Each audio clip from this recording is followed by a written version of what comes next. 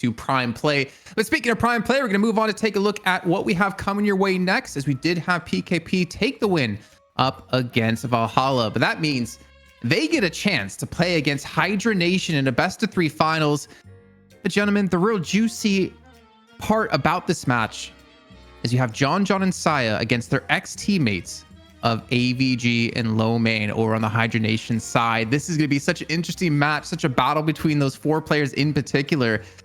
I think we're all in agreement that Hydra Nation should have the advantage just based off history, how long they've been together now and practicing. But man, I would love to see a 3-mapper here. What have they been working on? You know, that's what I kind of want to know. Obviously, like I said, they were in the Deadlock deathmatch and did quite well. They lost to I think it's, I don't know if they're on European server or not. It's I'm unsure, but they died to Sanya Snipers team. So obviously European squad, maybe ping issues. I'm not even sure, but they've been still getting at it. And again, these guys half the reason Vegas leaves Hydra Nation is because they are sweating. They are still putting that work in, right? Lord NM, who I'm pretty sure was on this team at one point and then left the team, but now is back on the team. Obviously comes in, not so recently. So I'm curious to see what they can show us here. I think that was like a week ago. We heard that he's joined the squad. So no Vegas, but Lord NM, no stranger to the Hydra Nation setup. Different team that he's alongside now. So still expecting them to be dominant. Are we going back to that flat out Hydra Nation dominance? We'll see. Yeah, well, since we're talking about it, when we take a look at the roster as well, just to refresh you guys who haven't seen them in maybe quite a long time, unless you did check out the DLDM. Obviously, we mentioned AVG, we mentioned Low Main, but of course, they have the staple trues of Lord and M. You have Hydration in there, you have Alepha in there, and of course, you can't forget about Rokane on top of that. But this is like the really interesting thing for me, like I guess first time that I'm getting to see them in person now with AVG and Low Main on the roster. I mean, I know they ended up leaving Melee Creeps before the Woman in Bombshell event. I mean, they didn't mean to do it then, but they were going to do it after the event anyways, because they felt like they wanted to grow a little bit more as players and saw a little bit more of a skill ceiling within the Hydra Nation squad. And honestly, like, this has the potential to be, I think, easily a team that can go head to head against EU's best and take maps and even take series against them. I mean, you have to consider them kind of the hope here. That being said, I feel like everything's up for grabs here in NA. I was pretty impressed with PKP's performance. I thought they put on a really solid game 1. I don't think Valhalla is like a free win or an easy opponent. So it's solid for them to come out in their opening showing with that. And as much as Hydra Nation, they've been working hard, they've been scrimming, it all comes down to this, right? It's been a while since they played in a tournament. Maybe it's been a while since they've showed their stuff here on the big stage with a different look in terms of roster. However, you'd be hard pressed to bet against players like Lefa and Hydration, who Lefa, always brings that consistent high farm performance, where Hydration just shows immaculate flexibility, great columns for the team. So this is that squad that, like, they're the many-headed Hydra, right? You cut off one head, they just come back stronger. They show you something different. So I think we're very likely going to have a competitive series here, and I'm just glad to see PKP the ones to make it through. I would have called them the underdog in that challenger match, but they didn't make it look like that. And I mean, this team, if you remember Hydra Nation, like, a lot of what they used to love to do was like try and get Infernus as often as possible. They were really like big into picking Paradox. Some of their best games though were like when they get 7 on Vindicta. Some of those, slightly more optional heroes. Games changed a lot since then, but they definitely had a pretty distinctive style, like getting Mirage like every single game. So we're curious to see like what their tendencies look like now after a bit of a break. And straight away, Holiday taken off the field. This will provoke a potential ban of Paradox away from PKP, lest they risk giving it up. Yeah, I think this also speaks to Hydra Nation wanting some of those potentially vulnerable late game carries, right? Infernus being a lassoed on some of these characters is probably one of the most painful skills in the game, since it can catch you from pretty significant range, and often you're just a guaranteed kill in the late game if there's enough focus fire involved. So for Hydra Nation, the road's clear. If they wanted to go with an opening Infernus, they hadn't been scared to do that in weeks past. I wonder though if prios have shifted and maybe options like Abrams, Yamato, Warden end up being that in that first slot.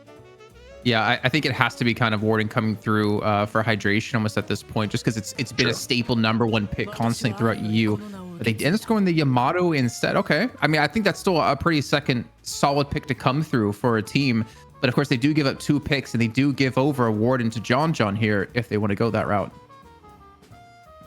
Still, I mean, a lot to be looking forward to about Yamato making their way in. We know Lefa is a prolific Yamato player. So when Vindicta and Holiday taken off PKP, lock the Warden in straight away. Good call. Yeah, making sure John gets where he needs to be. And we've seen a lot of teams take Abrams in this spot, but the matchup against Yamato, it's not bad. But it strikes me as maybe a little bit more awkward with the threat of Hertz breaking those stun control combos, and maybe even Abrams not being able to stand up to the damage at close range. I think what's really interesting about this matchup between these two teams is the fact that PKP, I believe, have only been scrimming since not the Sunday that just passed, the Sunday before. Like they've only been playing together for just over a week. Hydra Nation, they've been this roster ever since the woman bombshell, like 2 months ago, pretty much at this point. It's just about whether or not they've been able to keep practicing since then. Are PKP in a little bit of a honeymoon state right now because things are really meshing well within their roster? But I think this definitely has potential to be an insanely good matchup, as you do have a couple more picks coming through here, Mitch. Yeah, Mirage picked off, and that's something that, like, we know that AVG and Rocane love to go for generally, but 7 gets involved here historically. Pretty strong pick for Hydra Nation, and right now very, very powerful with that like early surge of power rush. Turn them into a pretty terrifying threat. And here is the Viscous, maybe an homage to a departing Vegas, but obviously very powerful in the right context. You see people going for this like nuking melee / express shot Viscous build that does a pretty serious amount of damage, and we saw how powerful the goo ball can be too in some of these team fights. Also maybe preempts a bit something like a Mo pick that maybe wanted to come out against your Yamato. I got you. Damn. So, all right, so PKP, I mean, they're denying away the Infernus for the side of Hydra Nation if Leffa wanted to go that route. Looking at what Hydra Nation have right now, AVG to me would be on the Yamato, even though we know Leffa can play it. So it's interesting to see like kind of the adaptations of flexibility that Hydra Nation have within their roster. But PKP seeming to really focus on like counter picking Hydra Nation by taking the heroes that they would normally play. But this is also exactly what PKP would play. Kind of reminiscent of what we discussed with Abrahams and VP having very similar draft pools. We saw Brayden take the Infernus in the previous game, and just like generally like a pretty quiet start. There wasn't a whole lot going on for him in that side lane, but ends up building towards a decent critical mass by the end of the game, and a little overshadowed by the Lash, but that can absolutely happen. Sometimes you just never get to that stage of the game to allow you to pop off, and there it is. So no more Ivy for PKP. That one's going to be taken away from Sire, I think it was, in the previous game, who was looking like a real nuisance.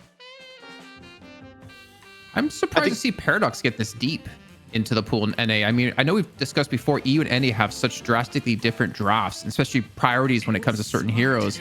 But Paradox make it into the second turn of picks both games in a row now, compared to EU, where it's picked in the top 3, I think, every game so far. And so far, PKP are just running it back with their draft from the Challenger match, with the exception of Warden instead of Yamato, which was snatched away from them. Ivy also banned, so there will be a couple change-ups in this roster. But I mean, PKP, I think going with what's works, but with what they've practiced, maybe. Also curious to see who's going to be the Warden player, because John has also played a ton of Mirage. Recently, we see him more and more on that heavy farm Mirage style. See, though, I mean, the greed for PKP is pretty significant, and Hydra Nation seem to be leaning into the punish. Lots of CC, lots of early game snowball here. See basically how they want to go. Do they want to go more late game with this next pick, or just keep doubling down maybe with a Kelvin? Okay, so they do feel like Lash, like after like Holiday and Paradox are unavailable, still pretty decent. Good option in the lane, like we've talked about a little bit tonight. Good sustain, and generally, like you have a lot of, like you mentioned, lockdown in this team. It's just like I'm curious about the low Paradox priority for Hydra Nation in general. PKP is still trying to take that Mo and Krill out, so that second ban they're definitely concerned about being stopped in their tracks. Mirage, I mean, that backline Mirage build is really hard to spot, like at the time, to see just how powerful it is. It's not until you get to the end of the game and you look at the amount of damage they've done, you're like, oh my god, this is kind of disgusting. So quiet achiever, but really potent when you're able to get that sort of pressure late. Geist pickup makes sense here. There's not so much like hard lockdown to stun and control her. There's a lot of initiation stuns, but maybe I see a world here where Geist can trade with someone like Yamato and stand up to Abrams in terms of the frontline brawl and threaten turning things around there. I also like the Kelvin as a response to Lash here as a way to break line of sight for his ulti or save targets, could isolate people away from Yamato or Seven or catch them if they're trying to escape. And the Viper is going to be the last pick. Hydra Nation have shown a willingness to play this in the past, and actually we talked about in that post-game interview, we talked about the risk for Viper being that you get hard targeted with CC, and yes, there's the Kelvin Dome. Yeah. And the Mirage Tornado. There's a few items of CC here for PKP, but they don't have much in terms of like a hard stun lockdown. And they don't have the most chain stun here. So I feel like there's a world where they can maybe get away with the Viper actually looking pretty good this game. A lot's going to rest on Viper, though, with the amount of early game in the draft. I think Viper kind of needs to be that mid-game carry where Seven might farm a little bit deeper into the game. So let's see how the Viper works out and who's piloting it, because it's the first Viper pick we've had so far today in Night Shift. So I'm hoping it's AVG on Viper, even though I know it's not going to be, after seeing him try to draw Viper in Pictionary Part 1. If you guys missed out on that one. Yeah, that looked pretty tragic. It was pretty damn tragic. But we've seen Hydration play it. The first time we saw it in our previous iteration, it was Hydration to be so. And that's also what's cool to see within the Hydra Nation rosters. They have so much flexibility between so many members of their roster. AVG, Hydration, Lefa have so much flexibility between them. Low Main and Lord and M have so much flexibility between them that they have like very heavy overlapping of hero pools across every single member of their roster, which makes them have that deep level of flexibility, which is so cool to see. And I don't think I can think of another team in Deadlock right now that has that kind of level, which makes them an interesting factor. We've even seen like Rokane also like with a pretty wide pool, right? Sometimes on the Infernus, sometimes, you know, like on the Shiv or even the Yamato, like there's, you know, on the Mirage as well. So there's wriggle room there in general. I just think like Vipers, I was curious to see like how hotly contested they'd be, because they recently got like the headshot, the crit damage reduction, like from like 80 to 70%, I think, and just like some slight nerfs to mobility in general. And, you know, a lot of PKP's comp does want to play within a pretty confined space or up close and personal, right? You know, you've got Last Stand, you've got, you know, Soul Exchange, a lot of things that make you want an upfront fight. Well, gentlemen, we're getting into our first champion match in North America here at the Deadlock Night Shift. So to send it back to our casters to drop us into game with DDK and ZP. You know, Dan, yeah, we're back.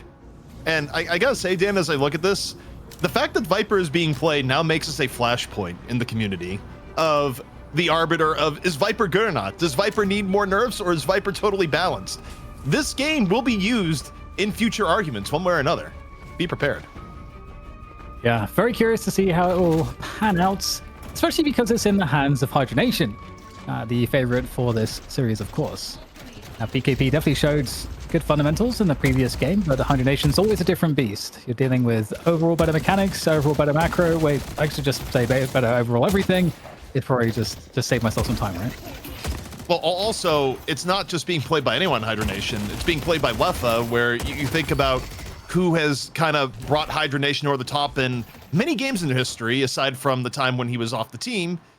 Generally speaking, it's Lefa. So there's a high degree of faith in running the Viper here. So this is, to me, definitely the story to see how effective it'll be in comp, where EU clearly shied away from running Viper.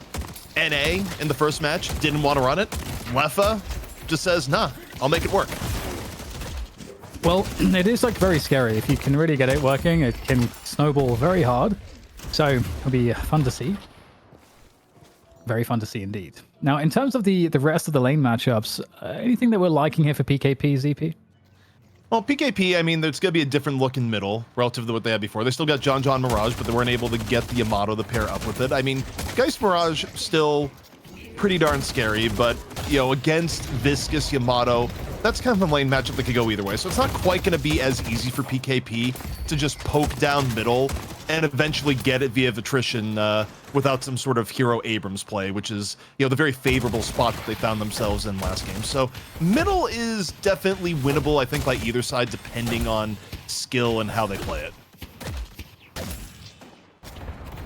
Well, you get some initial creep in there for the Viper. Yamato and Viscous, definitely difficult to get a kill against this, I would say. Mirage on the other end with the Geist, definitely a nice mid lane as well there for PKP to hold on to things. And PKP, they managed to get 3 towers down due to that, I think, initial lane victory that they had in mid ZP, because they had the Yamato and they were able to abuse that and get that mid tower down first, and they snowballed it into all of the rest of the lanes. That's not going to be as easy to do against Hydra Nation, especially now they are not on that Yamato. But also, you can kind of take a look at how health is going on here. Middle-wise, they just have immense pressure going on. Meanwhile, over on the left-hand side, Lefa striking first on the Viper. So you think about heroes you don't want to get ahead of the game, Viper is probably high on that list. I mean, based on recent performance, I would say Viper is kind of in the old shift here of, please do not let this character get over-farmed on the game. But I think it's a little bit problematic because Leffa is also going to get some help here potentially from middle if middle doesn't clear up for PKP, because they're really getting outpoked by the Yamato Viscus at the moment.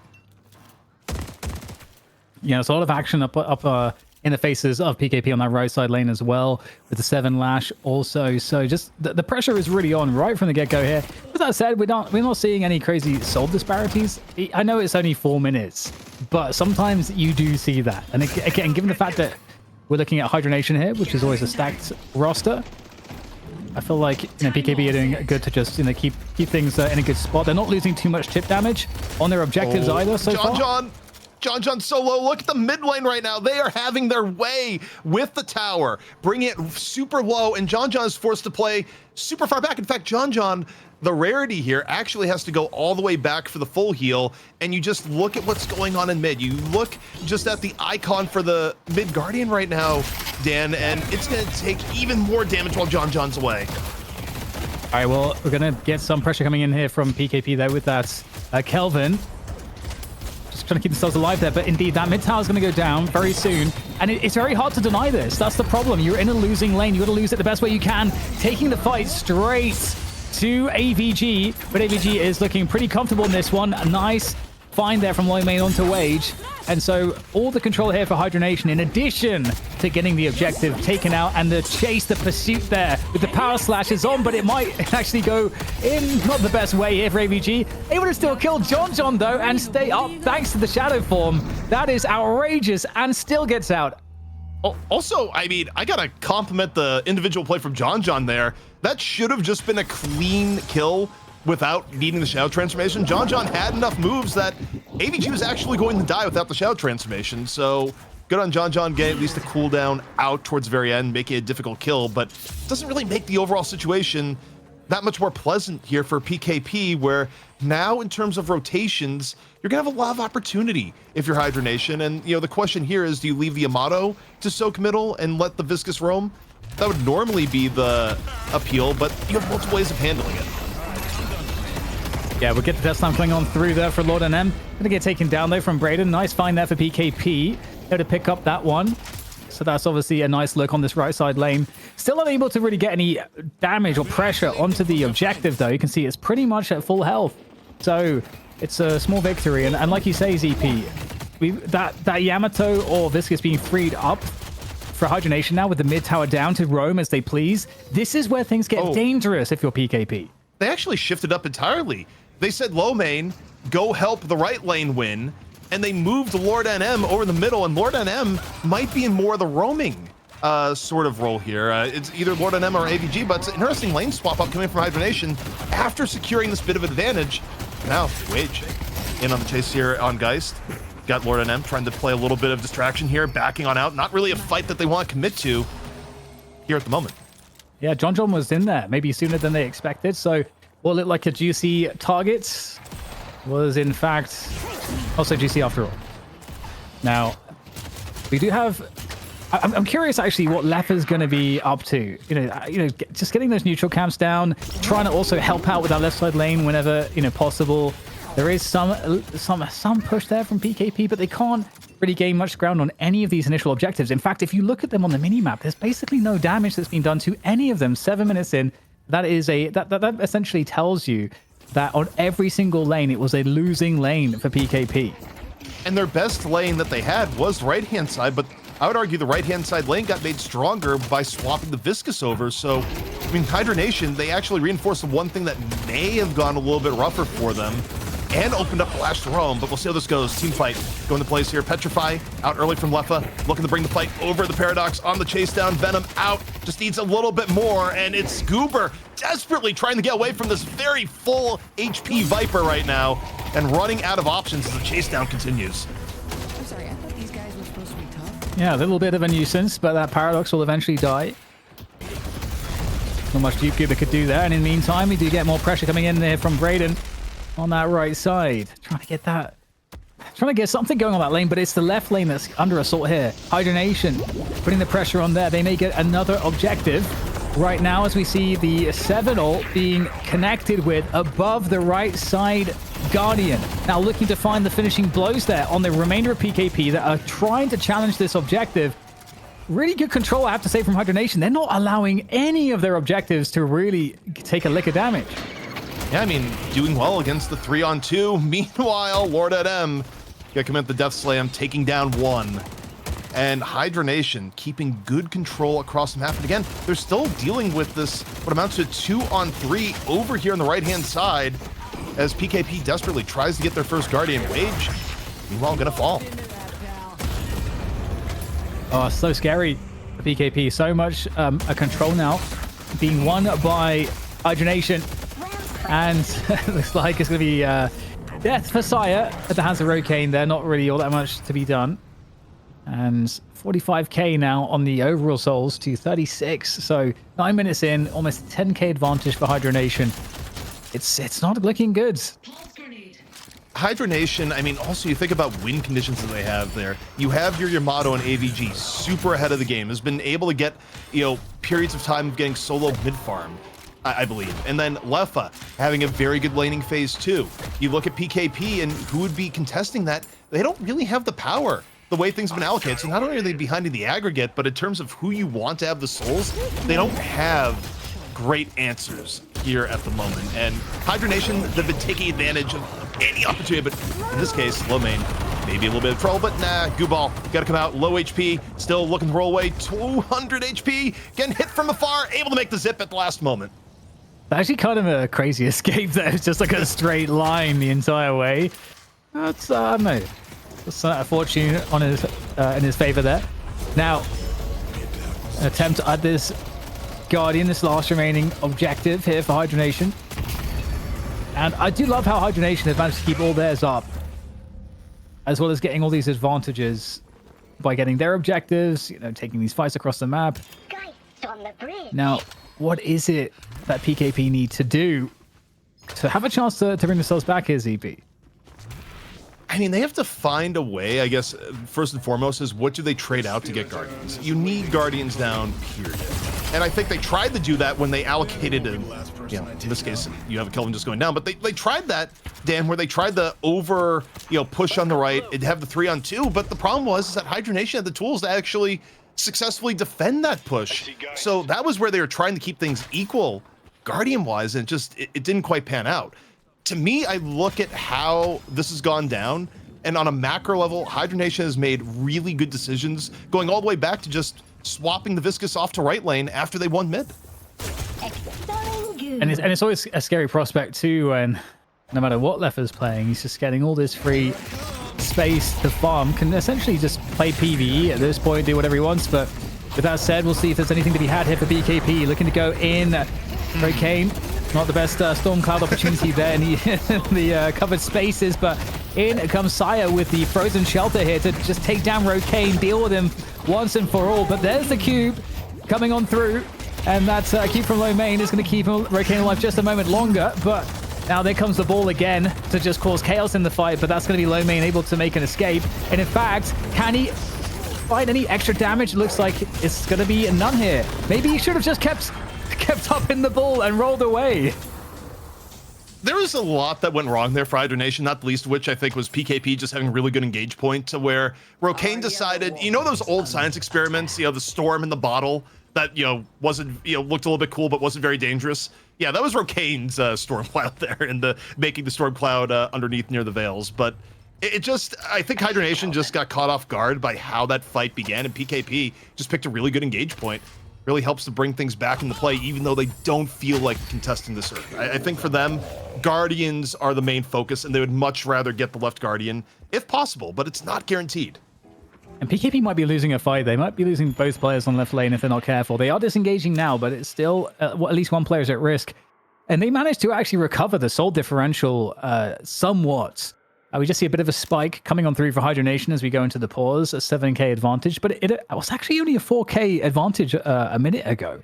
So PKP managing to find some edges back into this game. But I think, ZP, we might be at somewhat of an inflection point with this urn now in play. Because the urn, as you say, there are some decisions to be made here for BKP. Do they try to fight the urn? Do they try to trade towers? This is where we will see one of the two teams, or other Hydra Nation potentially, make a much bigger advantage.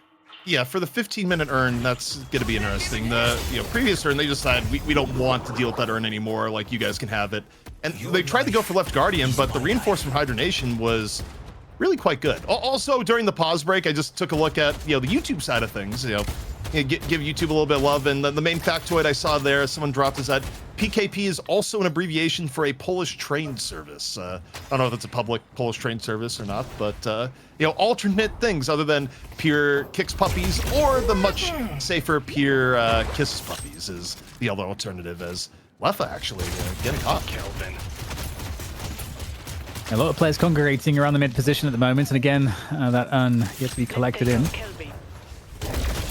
Now, Main looking to try to find an engage here. You got that viscous movement with the puddle punch. Really, always beautiful to see. Back onto the high ground, a better position. That said, Hydra Nation actually was in the mix there for a moment, able to look to take his engagement. It falls back to his teammates instead. Looking for opportunities, both teams at the moment. Hydra Nation cautious not to give away their edge, and PKP cautious not to get further behind. Only a 6k difference overall, so PKP, they are managing, CP, to keep things somewhat stable in the mid game. Yeah, I mean, I think PKP, the main thing is they really would like to get another Guardian. I assume, the play here for PKP is you position for a team fight off on the right-hand side, let John maybe push down the left hand, because, you would ideally, like to free up more of the map of the situation. But the good team fight they had, that, where they got Rokane underneath, you had the bad Storm Cloud, that at least made this more competitive in terms of the next few fights are going to go on, even though you kind of look at what we're seeing map-wise, it's still Hydra Nation with a pretty commanding advantage in being able to take what they want on the map. Yeah, only one tower, one objective so far gained by PKP, so there's extra 2 objectives. That the fact that Hydra Nation can hold on to those is really nice. It's a mounting pressure for PKP to maybe fashion a way to take them down, but I get a fight here. Looks like Low Main and Lord and M maybe found Sire, so he's going to be very cautious there. Sire's going to be able to escape on the ice path. At least I'm assuming that's how he escaped, CP, because he was going very fast on the minimap. Yeah, I mean, there's only a few ways that's going to happen, but mid buffs coming on up. First buff just immediately going to be snagged here by Lord and M. A little bit of poke back to Saya. Not a fight he necessarily wants to go in, because he doesn't know who's behind Saya at the moment, and instead, it's just about how this next urn fight is going to go down. Hydration's going to be the urn carrier, and you look for PKP here. It's kind of a difficult fight where you have to play around the death slam. They do have actually all the ultimates online, PKP, so there is a world where if they can find good timings on the engage, I think the last stand was just popped. Okay, so they are already looking to take those fights there. That's not going to be able to be used in that urn fight, so this urn's going to go for free for Hydra Nation. Perfect for them as they extend their lead. 11k now in advantage. Mid objective is under assault. Lord and M has an answer for that. Death slam straight into the tower. Oh! And he's going to get swapped back out for safety. Good maneuvering there from Goober, but can he stay alive? He is surely going to be chased down here. As we get Brayden also trying to assist. And in the meantime, we've got this left walker under attack, CP. Hydra Nation's getting everything they want. That wasn't a trade. That was just purchase of we get urn and also we get objectives on the map. And PKP, you get nothing. Like, there was no fair dealings there. There was nothing. It was just Hydra Nation collecting everything on the board as if PKP had to skip their turn. And it's kind of weird rotationally how that panned out. Okay, yeah, Leffa gets caught towards the very end, but you're giving up a walker in turn. And you think about it here, I mean, PKP, they're still desperately trying to get at least one more Guardian here at the moment, Dan. Yeah, I just love how well Hydra Nation have held on to the lane control for both of those respective lanes that those Guardians are on.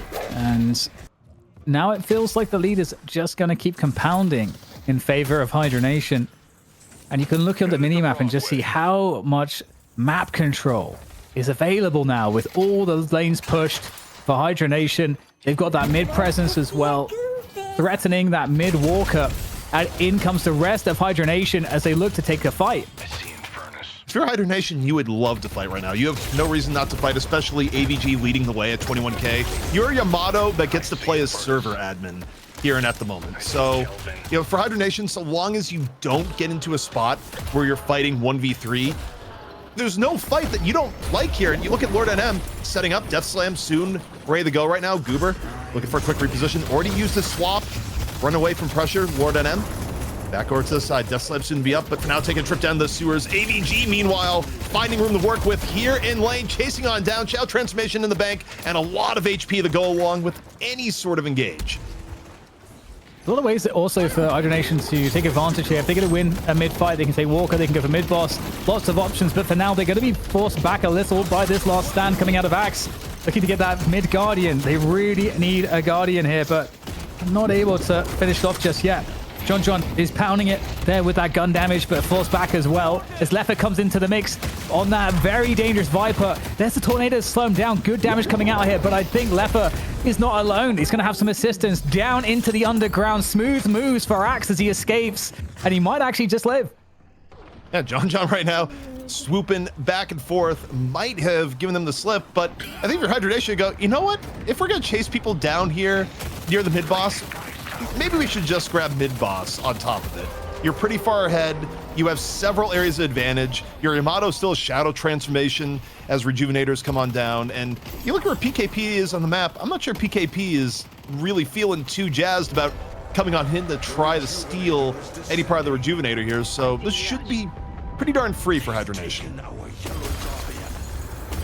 Yeah, it looks pretty free indeed. It's not, like you say, no options. The PKP really at the mercy of their opponents at this point. Lord and them with finding the finishing blow there onto John. And once again, all that needs to be done here from Hydra Nation. Push all of the lanes, take some of the neutral camps away, and then there's that those two walkers. They can split push these walkers. Actually, they can create a very difficult scenario where PKP, they're already so far behind that I don't know if 5 of them could take down 3 players from Hydra Nation, so the math doesn't math very well for PKP at this point on the defense. Also, Dan, we may have oversold the beginning a little bit because, well, I think Leffa has had a completely fine game overall. The story of the game hasn't really been Viper. It's been Hydra Nation, just the rotations and presence have had on the map after taking mid lane super early. I mean, Leffa's been okay. Leffa's been here. But I think about the storylines of this game, and you can't really draw the Viper OP from this game, from my point of view. But Death Slam in, and Ice Path may not be saving things this time. Still got the Frozen Shelter, but maybe a lease on life rather than actually getting you out of danger. Yeah, just sliding his way on through. Axe cannot escape. As tanky as the Warden may be, it's not enough. And I totally agree about the Viper. There's not really been that much opportunity for Leffa to need to do too much. And so it's like just a sequential, objective by objective, victory here for Hydra Nation. PKP is so far behind now. Mid Walker under a threat, right Walker under threats. Exactly like we said, the split push. It's just at this point so hard to defend. Now, I will say here is that Viper has some incredible win more ability when you're ahead, given how Leffa's just melting things down. But take a look at AVG. AVG Shout Transformation in progress, in quite a bit of damage. Hydration, look to solidify. Up and over the Seismic Slam, takes down 1 with the aid of team on top of it. And yeah, I mean, Hydra Nation, just too much health to chunk through here. And, we do use the term stat check a lot, but we've certainly hit that point here, Dan. Yeah, I think we hit that point a while ago. That everyone's getting melted here for PKP. They tried as best they could, but overwhelming strength from Hydra Nation.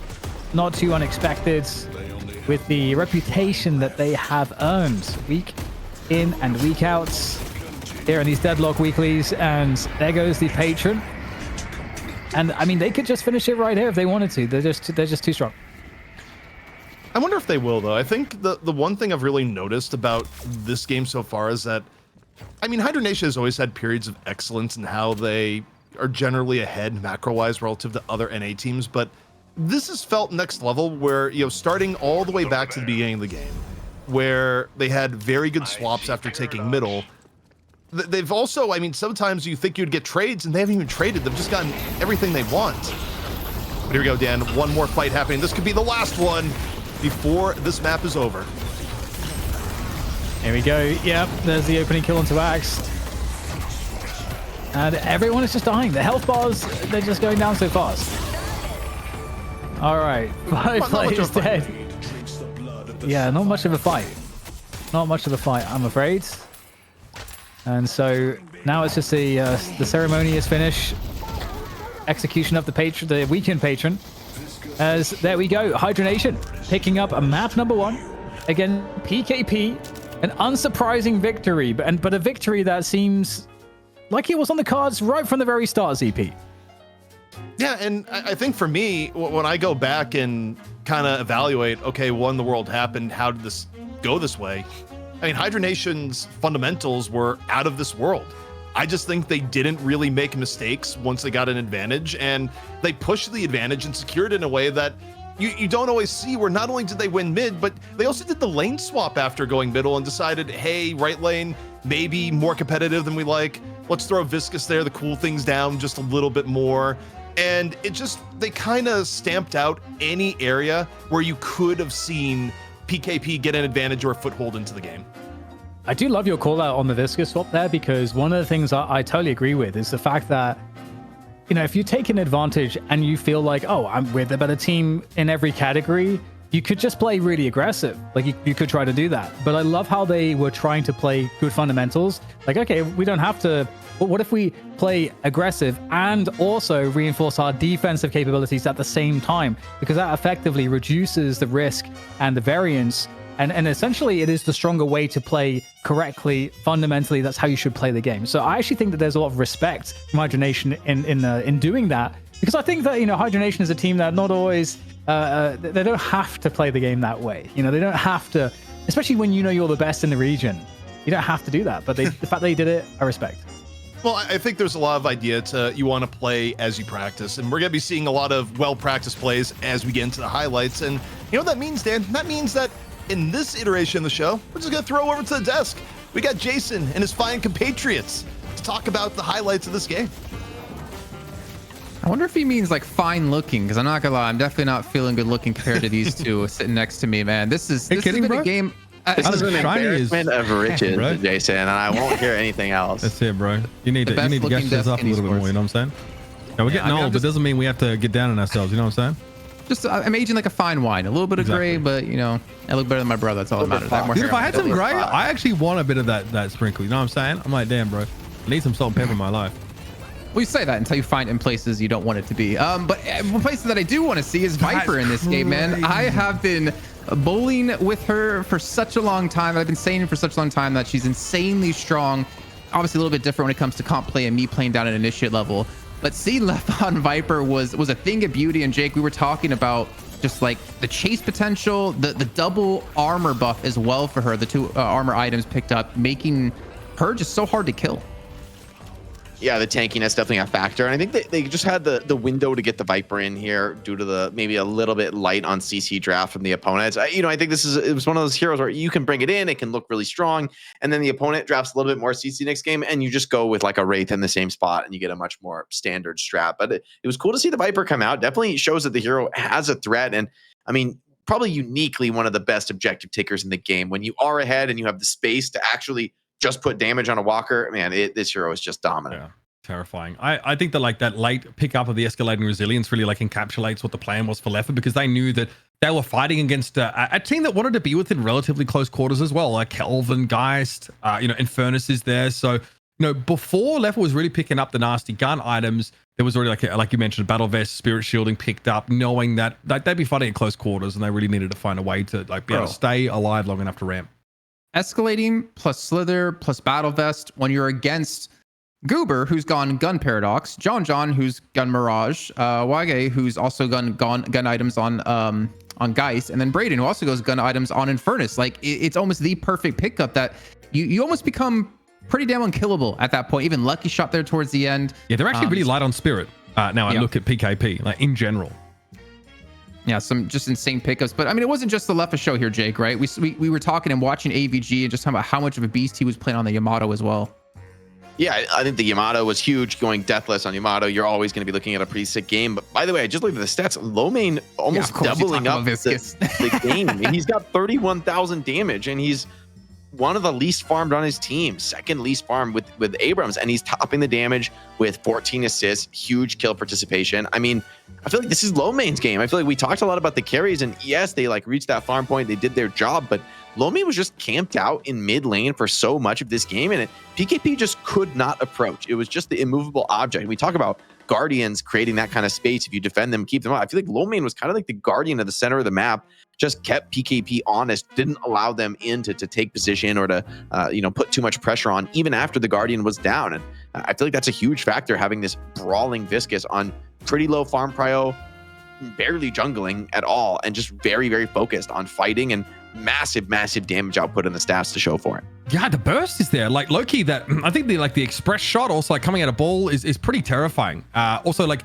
Spirit Snatch is picked up there to empower like the puddle punch.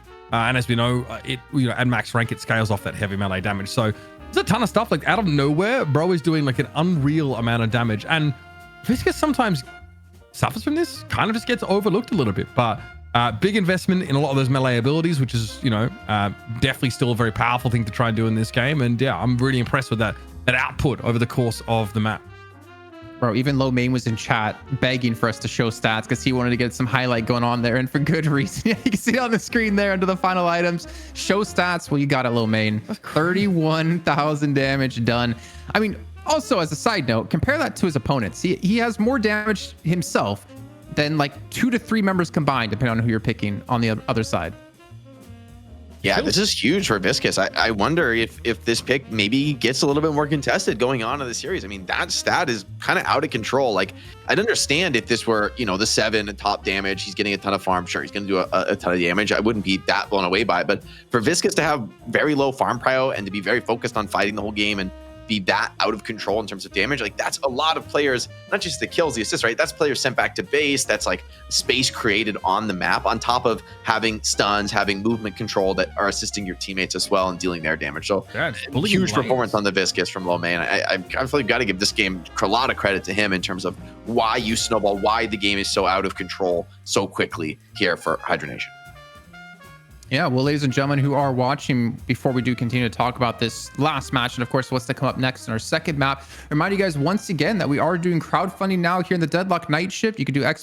donate, and every single dollar raised from this goes directly into the prize pool. And if we breach past the 2K mark for our prize pool this week, our overtime pay goes in towards next week to make sure we have continuing funds for all of these teams and all of these players. There's also other ways to support the show, and that's over on Patreon. We have different tiers set up for you guys for different amounts that you want to pledge to us. If you hit the $5 threshold, which we'll also do within YouTube members when we get that partnership done, and of course you're on Twitch, you get access to the Graveyard Shift, a post show that we're going to be doing right after the show finishes. About 10 minutes later, we'll be bringing in a special guest every single week to talk about Deadlock, talk about life. Maybe Lomane want to sneak in and talk about his Viscus and really brag about it. But it's something we're trying to do to help give back here to the community that are supporting us to make Deadlock great. Not to mention, we have different tiers for all of your levels of support. But it's been fantastic to see. I believe right now we have almost 1,900 raised for this week's prize pool. So we're about to hit that threshold. Anything you can give is amazing. Not to mention, you make sick. All the so we're players basically happy. back where we were in terms of that prize pool. Damn, love to hear that. That's massive support for the community. Thank you very much. It's like nothing's changed, guys, except we look older and our graphics are way cleaner.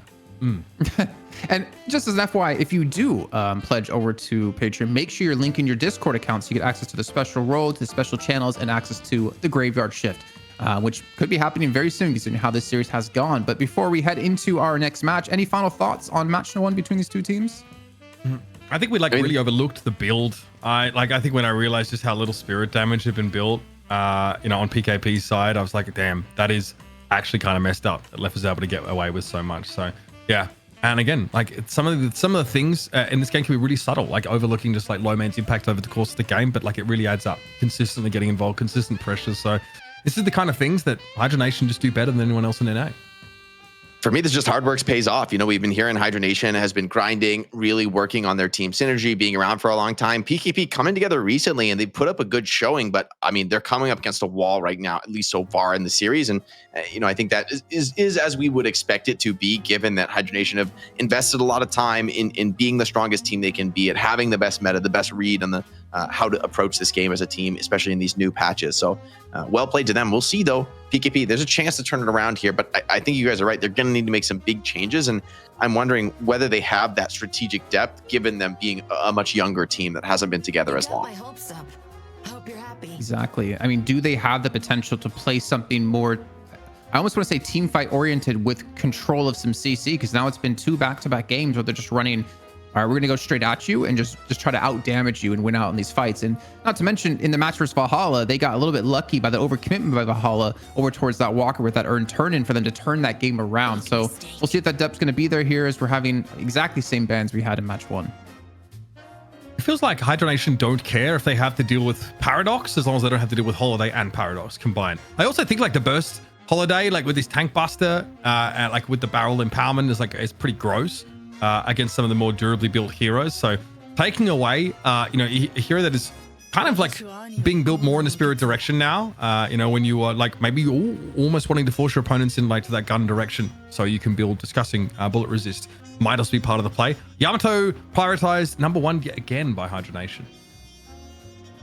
Yeah, Holiday is so hard to lock down as well. Like just the value from going the rapid recharge, getting the extra charges and extra spirit power on 2 very strong abilities that you're probably going to max already, that give you mobility, that give you catch.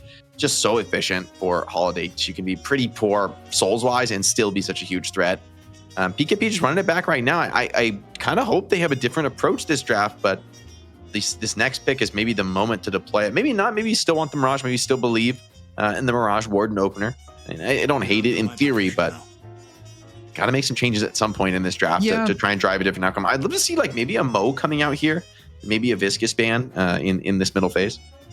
I mean, you kind of hit the nail on the head in my eyes, calling the Warden Mirage first picks, because again, they're a very young team together. They haven't been playing that long.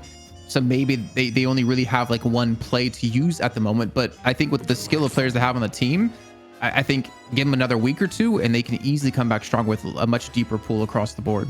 So if you're PKP, what are you chalking up that last map's loss to if your draft is looking so similar right now? Clearly, they don't feel like in pick and ban they got bested, because we're heading in a really similar direction.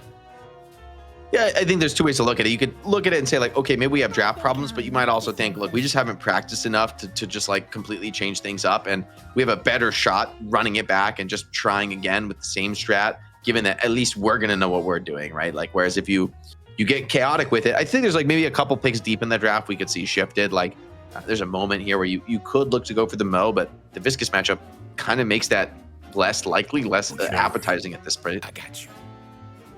Yeah, pretty much exactly the same again, now. brother. Yeah, I think for PKP, it's really hard to go up against Hydra Nation, because they've proven to be the best macro team in North America. And with the changes to the teleporter in the side lanes, macro gets punished even more if you're not good at it or if you're not able to read into it correctly. So I think Hydra Nation are just going to be a step beyond PKP when it comes to knowing when to rotate, which we heard, you know, DDK and ZP talk about before. It's just something tough and something that takes time to learn as a team. Yeah. All right. Waiting on our response ban here from Hydra Nation. And again, maybe they just let the Paradox through. Don't seem to really care about it. Paradox never really got off the ground. And it will be once again. So the same ban strategy, same pick strategy for Hydra Nation. Again, you don't fix a system that ain't broken.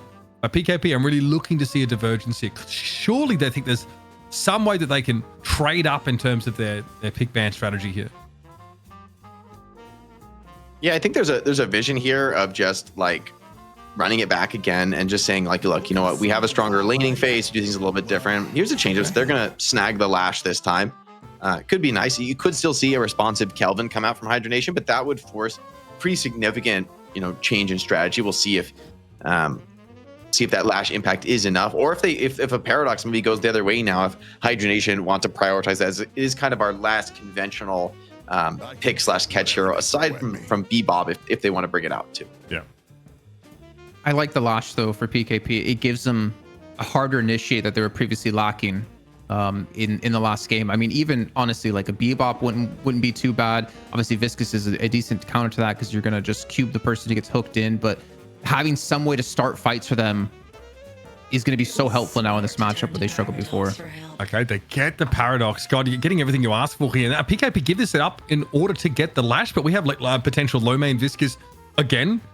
Hydra Nation really like working with a ton of stuff. Remember their like 7th strat was to take some more of those like supportive items and not worry. I mean, there was no surge of power until like really late if it was all picked up. So a different approach here in NA as we've seen in EU. There's that Bebop. You have the cube up your sleeve already though. I mean, the cube is sort of a double-edged sword into the Bebop matchup, though, because while you can cube the guy who gets hooked in, sometimes it just doesn't matter because they're hooked so deep, they just come out of the cube and then die. Alternatively, you could cube somebody to save them elsewhere in the fight, and then it's almost a free hook for Bebop while they're in the cube. You can just yank them back over to the team. And the Sinclair is the financier. I like that in terms of a major change-up. Sinclair has some strong ults to copy, notably the Viscous ball, I think, is like one of the better ults to copy in the game, pretty strong, and you naturally build a lot of spirit nuking on Sinclair if he goes for that bolt build. So I think this is the sort of change we wanted to see. I like that they kept the cores relatively static, which is an adjustment in terms of the early game team fighting. Still, I'm worried about the lanes, man. This Yamato Viscous lane is just devastating. You could also throw Geist in there to swap from one of the two, but those heroes, more importantly, I just don't know how you lane against this. I need to do a dramatic reading of this copy pasta because it is a banger. Oh no. Is there an Uwu fanfic again? Jake Overwatch. Silence thick with meaning. Crumbs of the universe fall gently into open hands. Laughter. Ancient. Echoing through the bones. Time kneels. A peach splits in sunlight. No past. No shame. Only now. Only glow. Wait, that's like a work of art, man. That's Deadass, bro. Is that like a couple wild, haikus man. stuck together? That's fire. Thanks for That's that your one, new chat. sub sound, like your sub alert, Jake, I think, for your stream. Yeah. I don't Give me know the only now, only glow. Yeah. I don't know how I'm related to any of that, but I love it. I love the vibes. The vibes I love. I don't understand, but I love. It's pretty abstract, but honestly, like it's giving transcendence, of the mortal coil. Okay, Yeah. I like that. I'm A with peach that. splits in the sunlight. I don't know if that's a euphemism or not. I'm worried if it is. Do I want to know? I got tinglies on my arms, all my hair sticking up from hearing that. But I you heard know what? sunlight is very good for certain unmentionables. That's all I'm saying. Okay, let's go to our casters before I say something that gets me fired off the show. DDK and ZP, take it away. So close. These guys are animals, CP. Yeah, that took some turns at the very end, and you know what? At least you know your limits. Jason realizes at the end it's like, no, I need to pull the plug now. I know where this could go, and that's how it's gonna be. But Dan, we're gonna break into it here. Some differences in the draft, some pretty significant. Where PKP pulling out the Bebop, and of course, as we know, anytime you put a Bebop in middle, oftentimes the game can hinge on the idea of is your Bebop having a good game or is your Bebop having a bad game? But when you're going to put Goober as your choice, the odds of being a good game do go up. Ooh, got some punches coming in. Does anyone else, when they see the name Bebop, think Bimbibap and get hungry? Is it just me? I do not, even though that is a regular for me at Costco. Lord and M, though, kicking things off with a bang. Wait, find you get better your Bimbibap packs from early on. Costco, CP? Yes.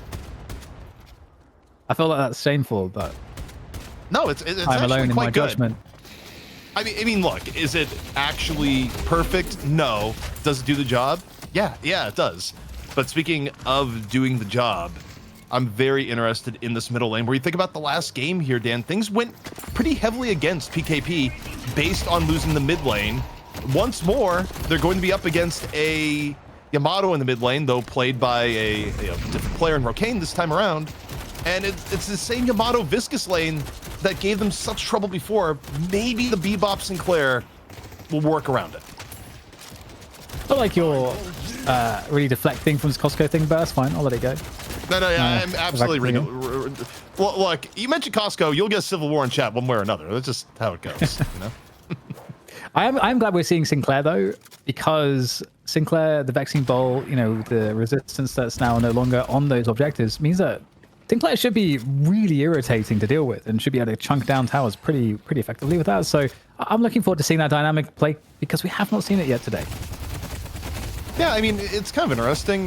You think back to, the month previous, you did see Sinclair either picked or banned in pretty much everything, and Sinclair, falling a bit in priority. But Sinclair's early laning still can be pretty fearsome, and clearly PKP decided we need to make some changes here. Not changes to the degree of actually trying to deny the Viscous Yamato, where, by the way, I think Hydra Nation did have more pressure on them to pick Viscous on the earlier side just because of the fact that you don't really want to give the goo ball the goober. I mean, goo is quite literally in his name and was almost a one-trick for a period of time on the hero. So, securing the Viscous, multiple benefits for Hydra Nation.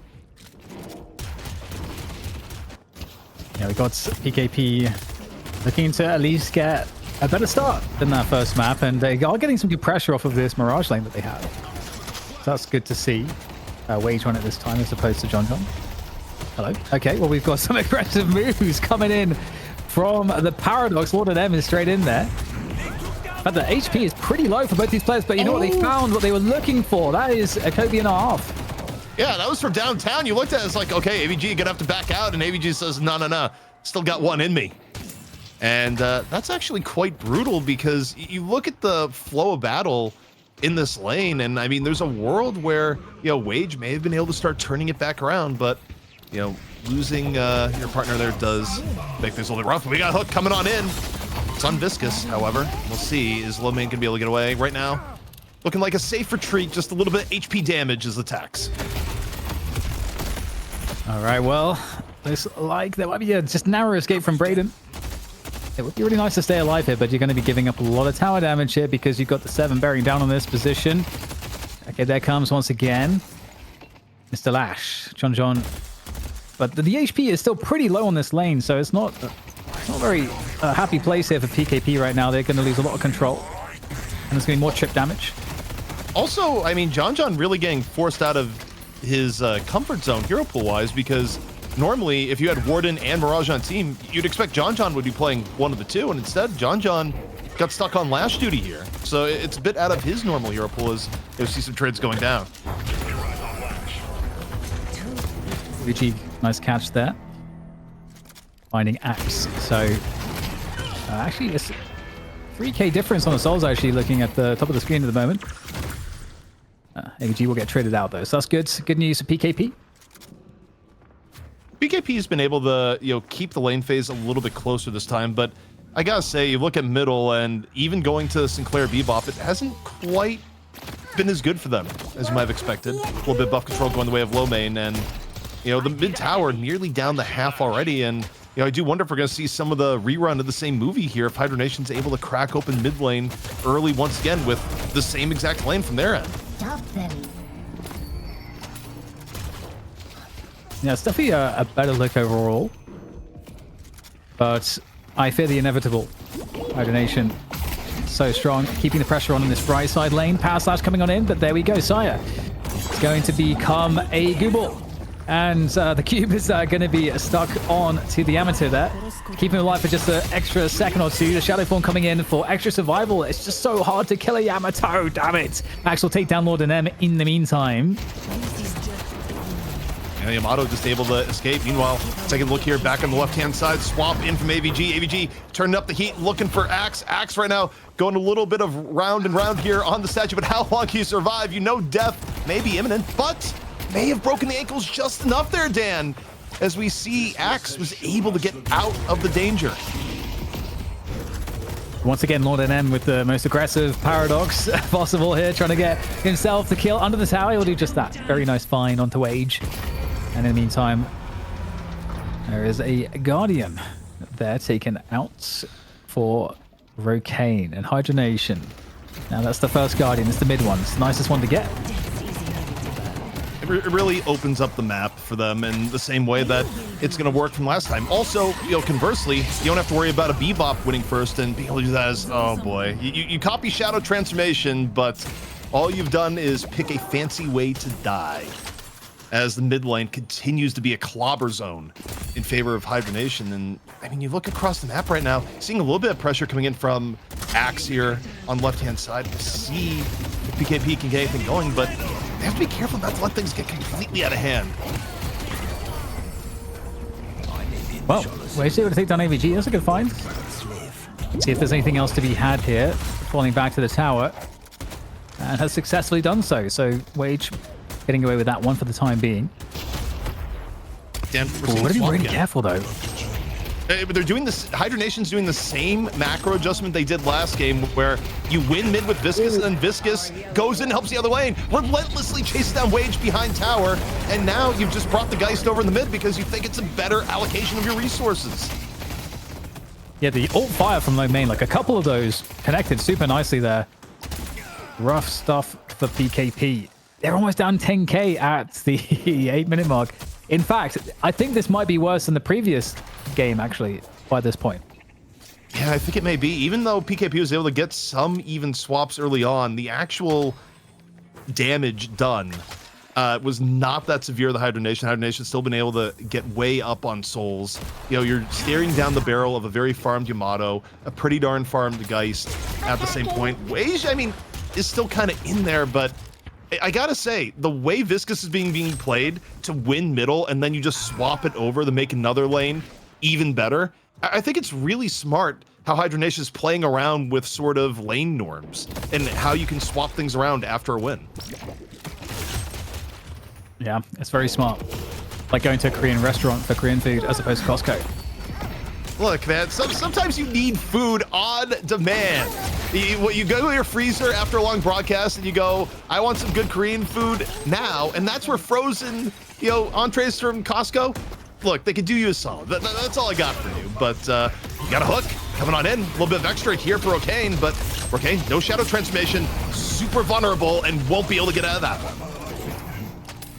Yeah, everything's falling apart now, it seems. Tower going down. Cube able to take that one down though. So some small consolations coming in, but Sai is in trouble here. This is I don't think you can escape necessarily from this. And indeed, the swap comes on through. It's a nice duking, but straight back into Lord NM's clutches. Oh. Okay, all right. So zone. It buys a little bit of time here, Dan. However, the Guardian, just does enough. Rose Sinclair right to the backside. But the moves there, kind of nice for a brief period of time as we end up with a quick pause. Yeah, definitely. That was a close one. That was a close one. I thought that maybe when we actually got the assist coming in there from Wage, I think also John. I thought maybe there was a chance for Sire, but no. I was proven wrong. But they are keeping it at the 10k mark for now, in a couple minutes, and we haven't seen further edges gained by Hydra Nation. We'll see if there's any comeback potential for PKP. Now they've got 3 players here, PKP, or rather Hydra Nation, I should say, towards the right side of the map here. So could get a potential pick, especially given the fact that Goober is around here with the Bebop. Although now he moves back to mid, so that will leave Axe alone on the Warden. So not much potential there. But there's a wrap actually coming in from Hydra Nation. This gank here from the back, 2 players. The guys down the Paradox are going to look for 2 more kills. Wage trying to get away, but that's not going to happen. Really a nice gank from Hydra Nation. Wage was getting it from both ends there. Like, we were watching the Geist end, but the other end just as fearsome. Just too much damage coming in.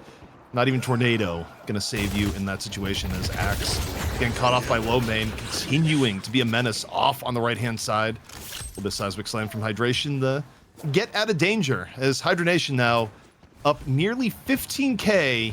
First earn in control right now by PKP, but you know, you have to wonder, how do you approach this team fight here, especially when the fact remains that Lefa could be called in with the Storm Cloud. Not the easiest terrain to go for an earn fight. No, it really isn't. See what they can do with it, though.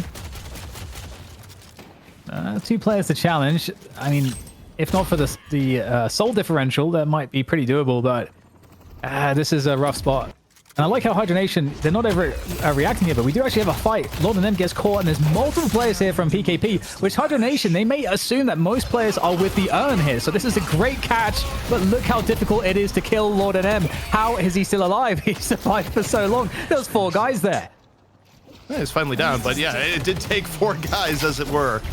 Even though I will say Lord M in this game has been playing a very in-your-face Paradox, you know, eminent from the beginning. But right now, PKP using Last Stand just to secure the Guardian, force AVG back a little bit. Guardian's still important to get. And I mean, for PKP, that part of the game is going better, Dan, relative to last time, because last time it took them forever to get a second Guardian. This time around, 12 minutes, far speedier. The spirit urn is waiting to be Yeah, he has been a pretty aggressive Paradox. It's like a Paradox that has toxoplasmosis or whatever that thing is that makes you aggressive that you can get from cats. I didn't realize it made you aggressive. I just thought it made you love cats. Like, is where that went. But Walker, slam coming on down. Taking a look at Goober right now. Just defending the right-hand side. And, you know, PKP just trying desperately, Dan, not to have this get fully away from them. Urn in rotation, though, as we speak. It's Rocane bringing on over for Hydra Nation, who would love to add to their lead. But you look at how PKP is positioning, they're certainly looking to contest this one. Yeah, it feels like they likely have to, and it wouldn't be too bad of a contest here. The opening, though, not so good. Goober getting pinned and finished off. That's, again, not a good start for PKP. And up in the sky, Leffer for the moment, controlling the space, and perhaps time as well.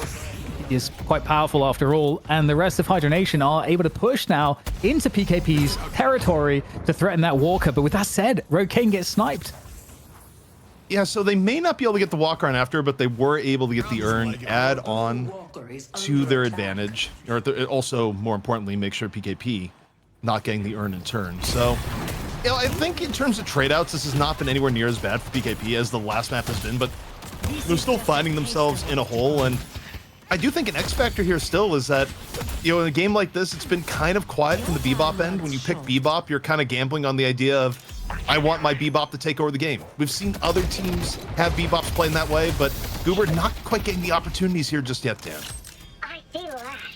Not quite.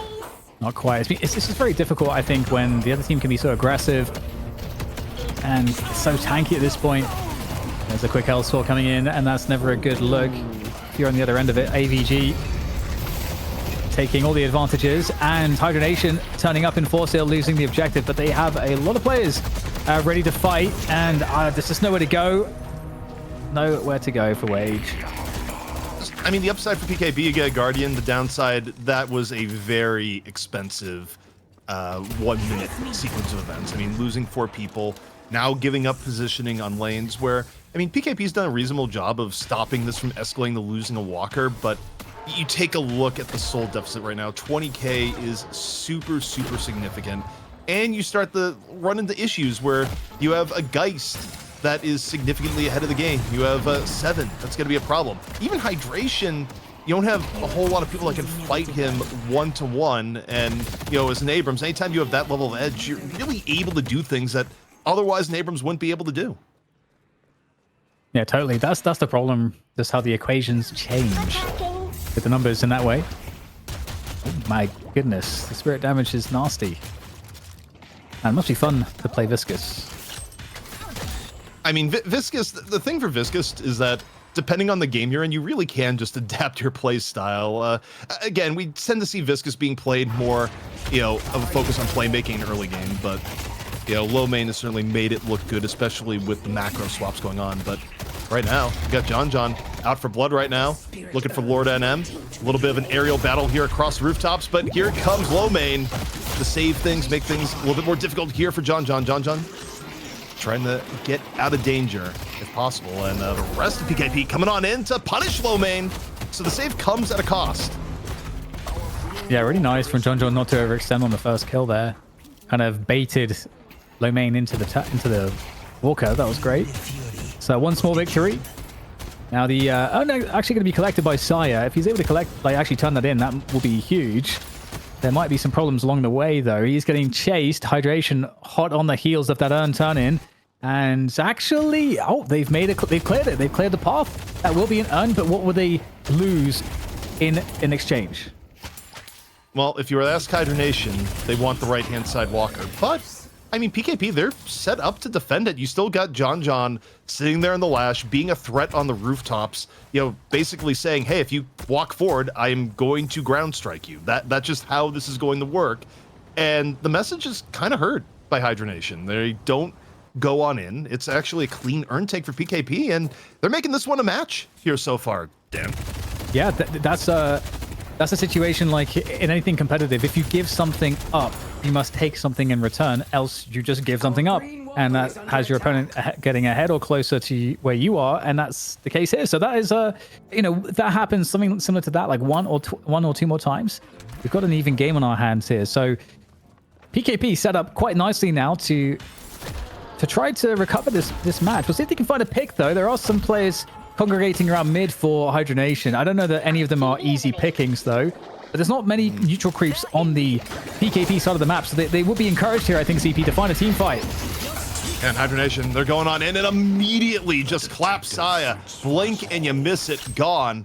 Also pretty important before setting up a major team fight, just because, we didn't really touch on it, but you still have the dynamic here too of Saya being able to copy Stormcloud in bigger team fights, one of the higher value Sinclair clones you can get. Looking elsewhere though, Lord NM, aggressiveness not paying off, being caught. However, like, and more in focus, concussive combustion comes on. AVG actually gets caught on the lesser end of it all. Hydra Nation down 2, PKP about to get Saya back up into play, and Hydra Nation, it looked for a moment like maybe they were considering going mid, but a little bit split up, and PKP was able to punish.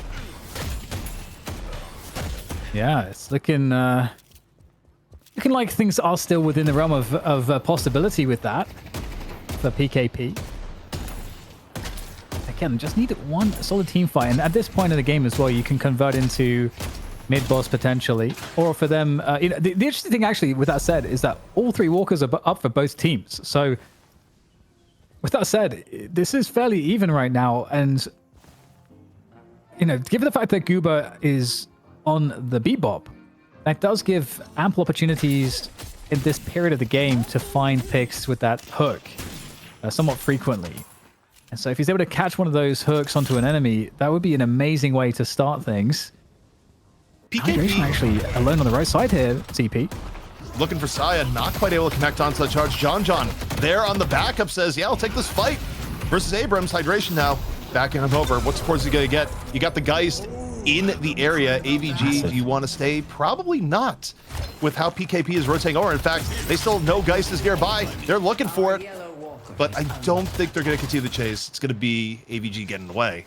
Still, though, another nice pickoff, and this keeps happening, where PKP keeps finding areas of advantage, and Hydra Nation, what they get in exchange, they get a walker. That actually very much worth it. But right now, PKP, that's okay. They have to, in exchange, get the walker on the right side. That is a non-negotiable right now. It looks like they should be able to do it. There are some things that are going to be coming in to spoil the effort. We'll see if they can get it, because in comes a team fight. Hydra Nation bringing themselves to bear in this one to see if they can prevent that walker from going down. I think it's going to fall, but at the same time, what is going to happen off this team fight here? The team fight is so important for PKP to get back into this game. Flying a strike on in for O'Kane. Critically weak. In comes Goober around the corner. Can he find it? The power slash around the bookshelf or whatever the hell that is. And it looks like he's not long for this. Well, oh, Goober able to take him down with a bomb. And it's looking like PKP not coming out too badly from this fight. And in fact, in the meantime, Wayne just looking to whittle down or in fact kill outright the walker on the left side. And that is going to have PKP in a decent spot here. If you're PKP, you love what just happened. And that also, Axe had a great last stand there where, yeah, Axe ended up going down, but Axe had enough damage to make the rest of that fight malleable, to give Goober the opportunity. However, Hydra Nation deciding, okay, yeah, we may have given up the walker, but we think we can get mid-boss. Taking a look at the rest of the map, it doesn't really appear like PKP is really looking for a contest here. This mid-boss is taking a long time to go down. You got a Sinclair and Saya moving down, but no, decides not gonna go for it. Hydra Nation, they take a quick little look-see around and decide, okay, it's safe, get the rejuve. Yeah, it's a tough one. You can see them prioritizing the urn instead, but we'll see how that's gonna actually work out here, because even an urn fight, now that the rejuve buff is on Hydra Nation, the game is so close. If you were to lose a team fight because the other team has 3 players with a rejuve buff, that just sucks. I think, from that point forward, it might be too hard to recover. So PKP kind of have to time out the rejuves, it feels like, CP. The game is too close here. The rejuve makes a sizable difference in these fights.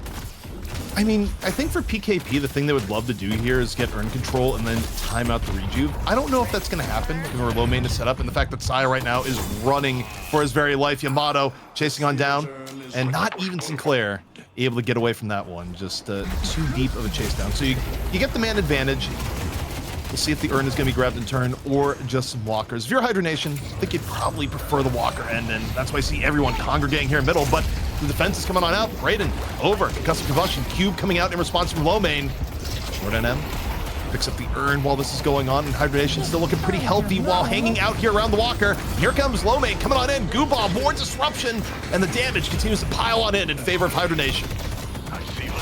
Yeah, PKP, I think, in two minds in this scenario and giving up a bit too much in this mid walker rolling into team fight is really swinging the game pretty enormously at this point. So that's a huge problem. Now, lane control on the left and right side is still with PKP, so that's something, I suppose, but they need to somehow not lose shrines. It looks like the Hyper Beam is going to prevent them from entering the base, but yeah, as EP, it kind of felt like PKP didn't really know what their job was in that particular situation. Obviously, you know, hindsight's always 2020, but you know, playing the defense, like they were losing the rejuve no matter what. That was a great call from Hydra Nation, but they're kind of at that point then just in a spot where all they have to do is protect the walkers, and they were kind of like caught kind of mid-team fight, trying to like reposition around the urn. This is a little bit risky here. Low main deciding to try to punish the Mirage, but you have other members of PKP that come on in, but also counterspell comes in. No way. No, Wage not quite going to live. Still though, made it competitive. Lefa getting pretty low in turn as the rest of Hydra Nation comes on in for the contest, and what looked like it could have been a little bit greedy ends up being perfect for Hydra Nation, picking up another 2 kills, and this time around the lane is pushed up on the right-hand side, so more damage perhaps soon to be done against PKP as they continue to stagger elimination after elimination here. Yeah, it's not looking great from this point forward. Hydra Nation seemingly have done enough to secure this victory, and how fitting would it be for Hydra Nation to be the first winners of the Deadlock Night Shift #1 tournament, given the history that they have in these weeklies. The opposing team may be different than the ancient past. It's not quite Cat Girls and Friends and Best of 5, but it's Hydra Nation on a throne and looking to defend it quite well, as PKP, they had a moment of brilliance. They had nearly brought the game back to even, but the Hydra Nation call to go rejuve and the PKP defense in middle just lead to a set of circumstances that now lead Hydra Nation up 40,000 and on the verge of being your first champions for Deadlock Night Shift North America. Yeah, certainly looking like it. 35k, 36k advantage. Looking to find once again another pick on Saya. Saya's been really getting the barbed end of the stick on so many occasions.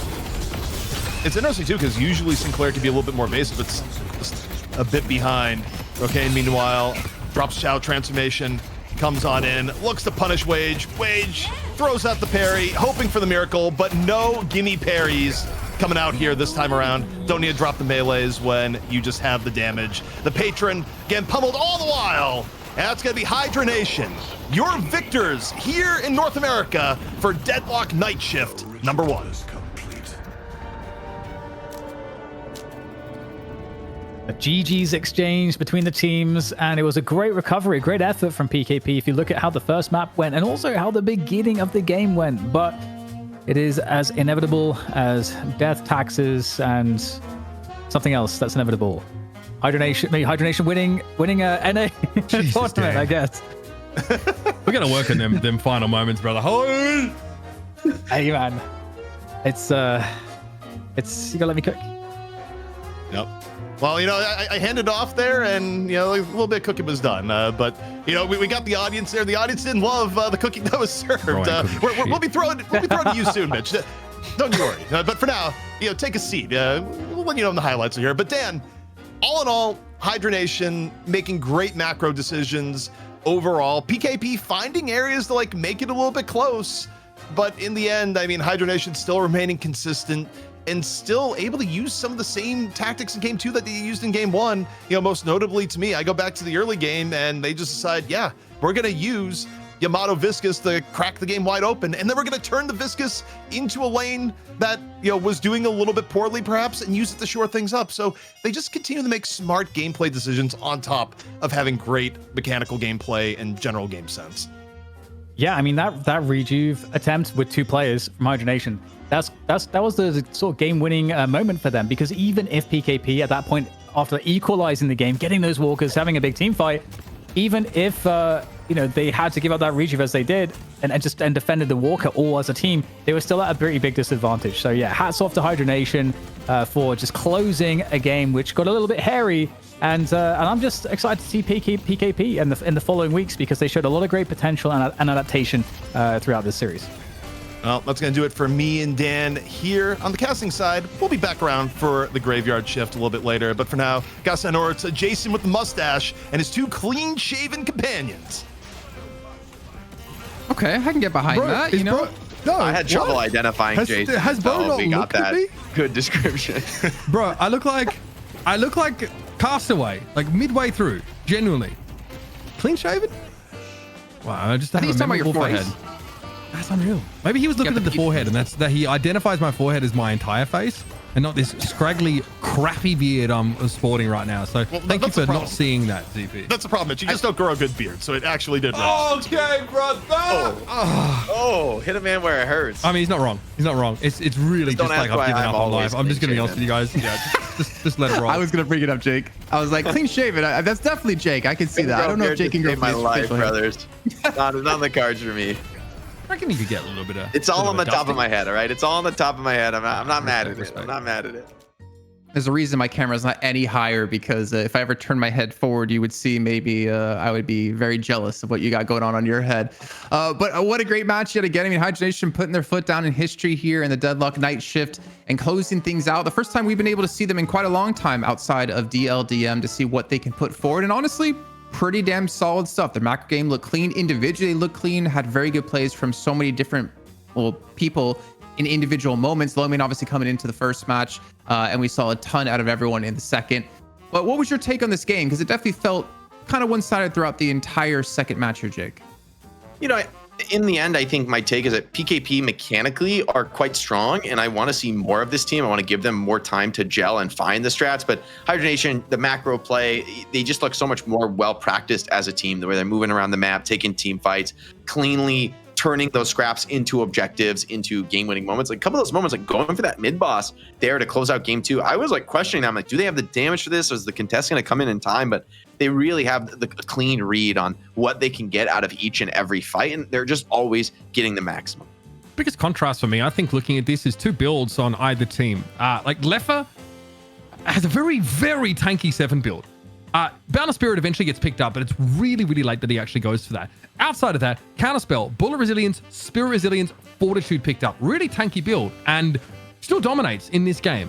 9 kills, still has the kind of scaling to have an impact late in the game. Saya goes for like that, you know, the max Spirit nuke build, you know, really trying to prioritize the Vexing Bolt. And I think it just goes to show just how important it is to like be able to stay around in these fights for longer and longer. Saya was doing a disgusting amount of damage, and also I did see you know, how he stole AVG's ultimate as the Geist drove by and used it on the Geist that dropped. He was like, so I was like 1 HP, like very, very low. Soul exchanged AVG as they went past, and they got blown up by incidental damage after that. Very, very nice. But again, like not able to have a huge impact over the game. 12 deaths, that's fine. But you know, really want to see Saya, that investment in towards that spirit power paid off. And unfortunately, there's just limited opportunities to do it, and a ton of resilience on the other side. Look at the, I mean, Brocane has a ton of resilience items as well, but you sort of expect that. Obviously, Divinus Kevlar is, you know, kind of core, but a really tanky Hydra Nation team shrug off a lot of this incoming damage. Yeah, and honestly, I don't want to say this is necessarily like the PKP we can come to expect in 2-3 weeks time. I think this is just kind of like that early iteration of the team trying to play what they're comfortable with. Their hero pools maybe don't match as cleanly across the board that they need to pull off like certain compositions, because they definitely strayed away from these tanky comps quite consistently here, Jake. Yeah, I think sort of building these heavy green items for me tends to be a sign of a strong lead. Like when you're winning enough where you just don't need more damage, and then you have this ton of tankiness where even if the enemy they get the catch they're looking for, they get that number advantage fight that they're trying to use as the start of a comeback. Well, if you're just building these super tanky builds on your main cores, like they're just going to take so long to die and be so difficult to clean up that the rest of your team is going to be able to show up and trade, and it just makes it very hard, especially when you're going with sort of like a nuking pick-off style build for PKP, where to actually secure a kill without being punished for it ends up being a little bit too difficult. So I think it's good read from Hydra Nation, but in the end, the fact that they're in that position to be in such a lead that they come out of the lane so strong, that's been their calling card for a team as long as we've seen them play, right? They come out strong. They have good macro play. They're the team, I think, that's just working the hardest in NA. That's been the longest, been here since the beginning, pretty much competing, and obviously under a bunch of different faces, but always with some very strong players, always generally the best players in NA wanting to come join this team because they're really putting in the work that it takes to be the best. I find that interesting because I can't disagree with you when it comes to Hydra Nation. But one thing that stands out to me is I remember Buds and Cool Matt, like back in the day, they said they didn't want to join a team until they felt like it was a team that they could be happy with. And we now have Buds joining Valhalla. I almost certain he could have had a slot on Hydra Nation, considering him and Hydra Nation go far back. Yeah. So at least for NA, it seems like there are a couple of teams out there that we could have a 3-horse race. But when it comes to our interviews, we only have one horse involved, and I don't know why I'm calling him a horse. We got Low Main as our interview More of a goat for than a this horse, last but yeah. match. He wanted to see the damage that he did. He wanted to see the post-match stats. Well, he's here with us right now. Low Main, first of all, congratulations, man, on taking the first DLNS. Thank you so much. I'm so glad DLNS is back. Yeah, Good to be back, so man. glad it's back indeed. And it's good to have you guys back as well. Maybe I can start things off with a question for you, because you have been rotating around roles quite consistently depending on like what team you're on. You had a stint as like the Lash player for Melee Creeps. You ended up playing support for them at one phase. Now you're playing a different role within Hydra Nation. Where do you feel like most comfortable as a player? I think right where I'm at right now is probably my best comfort champs, where like I rotate between like basically all the super strong laning characters. Like basically, I mean, to sum up what I play is like I just play anything that like it was a funny joke yesterday or like 2 days ago. Lefa, I played Dynamo one time and Lefa was like, I'm not used to playing a weak laner because I was saying that I wasn't doing anything in lane. He said everything was going perfectly fine. But basically, I just play every laner that's like super OP. Sounds difficult. Jake, what do you got for the man? Yeah, I mean, I think that really does speak to the general success for Hydra Nation, where you guys have often, as a team, come out of the lanes really strong and then snowballed there from the macro play. And thinking of the game more in that sense, this patch there's been a lot of broad changes with like the slight nerfs to gun things, changes to spirit, but I think maybe the teleporter removal on the walkers being one of the biggest calling cards of this patch. I'm just curious how you see, especially for like people playing solo on the ladder, people who might be watching and thinking about how do they change their approach to the game in this new patch? Like, what would you say about that, especially those teleporters being gone? How do you think about playing around those side lanes? I've had like this past like 3 days, I've had like a crazy like my teammates call it a monologue, but I've been monologuing crazy about like basically the map state, because we played the Deadlock Air tournament where we lost in the grand finals to a European team, Lotus. They played really well, and in my opinion, like that main loss was contributed to our like waves. And since there is no longer a side TP, we need to like constantly be on waves. And I was like complaining about that a lot. Like I was like, I would go on like hour rants about how like we need to like be on our waves and like stop like taking like so much, like we need more emphasis on like where the minions are on the map. Like we need to be like what we can, like we need to try what we can do to like shove the minions as much as possible so we have space on the map and like we're not like super congested. Like that's why, like if you look at the second game, if you look at the stats, I literally did not take a single like jungle camp. Like I tried my best to be on like our waves so that we could like, have a better map state, if that makes sense. Tell us, like on that note, maybe this is relevant in like the macro discussion, Low Main. How are you feeling about like the mid boss changes now, with like the buffs really only applying to players, and also like the way that rejuve buff is like distributed amongst your team? Feel like this is a positive direction for that, or no? In my opinion, I mean, there was no reason to change the old mid boss. Like I've never once heard anybody complain that the old like mid boss was like needed a change. Like the only thing I've ever heard about the old mid boss was that sometimes the minions were too hard to kill. So like in that regard, maybe they could have reduced them, like the strong minions, by like 50% or something. But nobody has. I've never like had an interaction where I'm like, dang man, I wish like I respawned half as fast. Like it's like, you know, it's not really much of like a, that shit was balanced. But right now it's like, I'm not gonna lie, self revives are fucking Thanos broken. And like if you get the second rejuve where you get 4 rejuves, it's like auto win. Like you can literally just run at the base and shoot the base because you have 10 lives. Yeah, Okay. I was Well, watching the Lomain. games thinking that too. The rejuves are just so strong. I feel like it lets you end the game maybe more easily than the last the older iterations of rejuve. So interesting new changes, but I'm sure this won't be the final state. I'm sure it's always gonna keep shifting for quite a while now. Yeah, and Lomain, you're actually, if you didn't know, our MVP or player of the match of that series as well. We're going to get some of your highlights on the screen.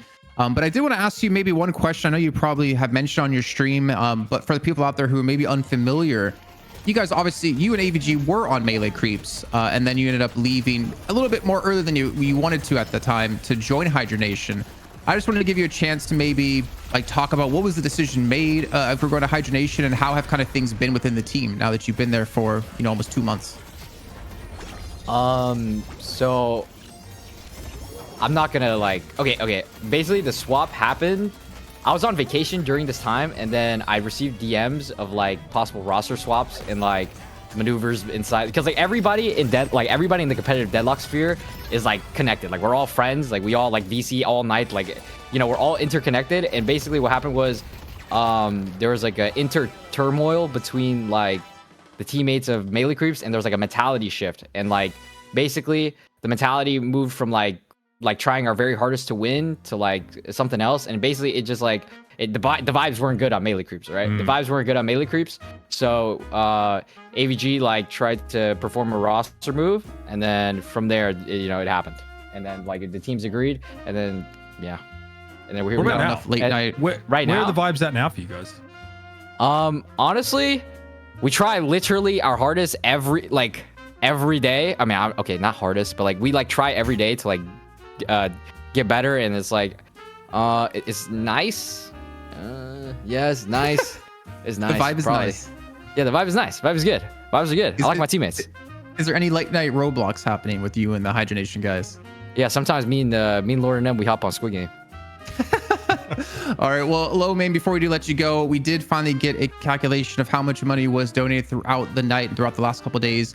And it seems we will be doing 903 prize pool per region. So you and Hydra Nation will be taking home $903. And I'm hoping that whenever we get to see each other at LAN one day, you're going to buy me some Chipotle. If that's what it takes, yeah, I'm down.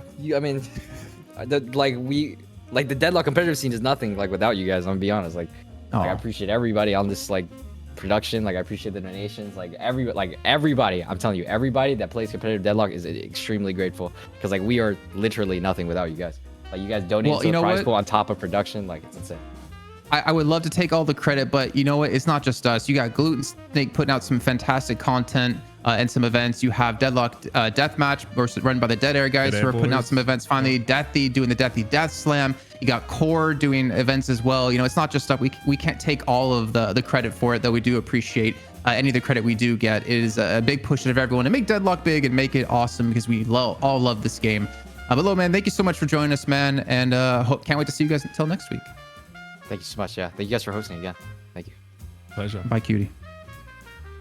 Don't get jealous. I mean, of that. it goes both ways. Like, I do think that like something special about these Hydra Nation guys is that they put in like an unreal amount of effort, and we're in a like really early phase in Deadlock's history where like there's not anything like concrete on the horizon, but these guys work their asses off to sort of keep NA being a competitive region. And like, you know, Lomain said, like they bust their ass basically every day. So I like to think it's reciprocal between us and teams like them. So any Deadlock team that's out there working their hardest, we're working to try and recognize that as well. So keep it up. All right, let's do a quick little recap of the day. If you guys missed out on the EU matches, we did have finally one win, overpowering the team that seems to knock them out every single time here, taking out Virtus Pro, but then losing 2-0 up against Abraham's, able to defend their title here at the Deadlock Night Shift. And then, of course, Valhalla losing to PKP, as we got to see the first glimpse into Axe & Co., but it wasn't enough as they went up against the reigning champions of Hydra Nation in a 2-0 fashion as well. But with some great games this week, that means we do have Abraham's and Hydra Nation returning next week to defend their titles. What teams they'll be matching up against them is yet to be decided. And not to mention, what the prize pool will be for next week as well. So from this moment on, any donations that we get will be collected and go towards next week's shift and directly into that prize pool. You can type !donate in the chat, and we'll be keeping track of the leaderboard over the course of this week and show everything on air next time. And on top of that, we also do have our Patreon still available for you guys to show support towards us and what we're doing here at the DLNS. You can go support us in different ways, but if you do $5 as a pledge, I couldn't think of the word for some reason, you automatically get the ability to go watch our post show, which is called The Graveyard Shift, and we'll be sitting there talking everything about Deadlock, everything about life, and we'll have a special guest every single week. This week it will be AVG, and it kicks off honestly in about 10 minutes time from now over in Discord. So if you guys sign up for that tier, make sure you go link your Discord to Patreon and join us for that. And if you can't be here for it, well, we'll still have a VOD available for you guys to watch it later on. But that's pretty much been it here. Jake, any final thoughts before we end off the show? It's just good to be back. Good to be casting some Deadlock with you fine gentlemen. And honestly, just a huge shout out to the community. And we talk about Lomir was hyping us up for what we do, but also, I mean, the reason I think, or a huge part of the reason a lot of us are wanting to be so involved in this game and this scene is the game is great. You know, the community is super passionate, and we're just really excited to see where it goes. So I just want to give a thank you to the community for all the donations and support. We'll have Twitch subs hopefully online pretty soon to be another way to support us. We want to make this like a sustainable community thing. We want to try to bring in sponsors as well. So we're looking to make it work and be sustainable on all fronts, but we couldn't do any of that without this awesome community. Yeah, What about you, I mean, I Mitch? would just echo that, and I would say, yeah, like obviously right now we're not running with sponsorship because it's something we feel strongly about doing. We want to give back, but I think we also get a lot out of being able to cover this Deadlock action. And just as casters and craftspeople, I think we really appreciate how it challenges us to continue to be better. So you can trust out there that we're doing our best to bring you the best quality show, not only as commentators, as hosts, but also as production people behind the scenes, graphics, replay, all of that stuff. It's a way for us to really put all of our creative efforts in a direction like this to support the community. So we really appreciate your support. Please keep it up, and hopefully see you guys next week. Yeah, I just echo all those sentiments, and obviously for myself, for Jake, for Mitch, for DDK, for ZP, our production team as well. All appreciate you guys being here, and we hope you guys enjoyed the first iteration, the first shift here at the Deadlock Night Shift. And now you have to wait one more week until we're back yet again, but the wait won't be too long. We'll see you next time.